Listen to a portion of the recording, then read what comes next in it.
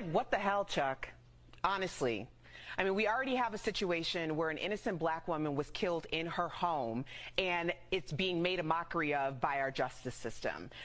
This woman receives zero justice and is basically telling every black woman in America that we do not matter. The last thing I want to see is a black man on television putting more gasoline on this fire to talk about what happened with her boyfriend, who was protecting his home and his queen with a legal firearm. As someone who owns a legal firearm responsibly, I can tell you one of the first things they tell you is about proximity. And if someone has bulldozed their way into your home, and keep in mind this, there were 12 witnesses.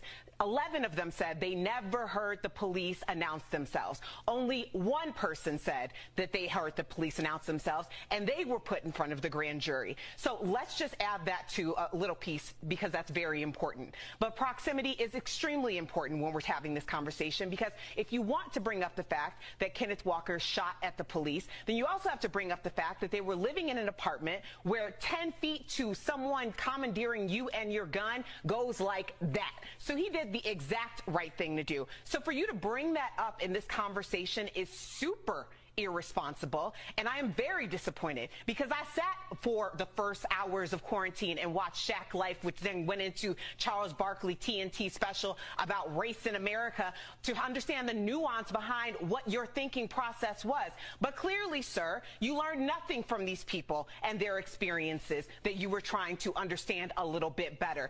If I were you, I would have taken either a moment of silence to not further insult them and diminish the name of Breonna Taylor and this entire case, which has already been completely insulted and diminished. I would have taken a page from your colleague, Kenny Smith, and stood with the moment, not take something and twist the moment into something that it shouldn't be, because at this point, it's very hurtful, and it really reads very OJ, I'm not black, I'm OJ Simpson.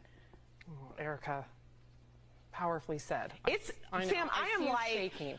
I am so done with this. Let's just talk about it. We can talk about it, but why are we going to talk about it like this? You know what this moment doesn't need? It didn't need that commentary. It didn't need that back and forth to imply that Kenny Walker did something wrong. He did nothing wrong. And if someone busted into your home, I assure you, if you had a legal firearm and you were trained to use it, then you would go directly into how to do so. And I know that for a fact, because someone did bust in my home when I was there, and I needed to understand that information. So every time somebody wants to have that conversation and people want to have stand your ground, but only for this person and not for that person, just remember that. Just remember that, and be responsible about what you say. It's you liberals who have lifted them up, Howard. Paul, you conservatives make a mistake. You can't afford to strangle hope in people. Without hope, people become dangerous. No, Howard, you liberals have let them invade our society. You give them jobs, political jobs. Paul, you missed the point. It's only the smart ones we move up. That makes it even worse. No, we have to move them up. If we leave a smart one in the ghetto, he might develop into a leader against us. But if we raise him up into white society, we neutralize him. He feels compelled to try to act like us. He loses his identity and his racial anger, if he has any. He becomes alien to his brothers.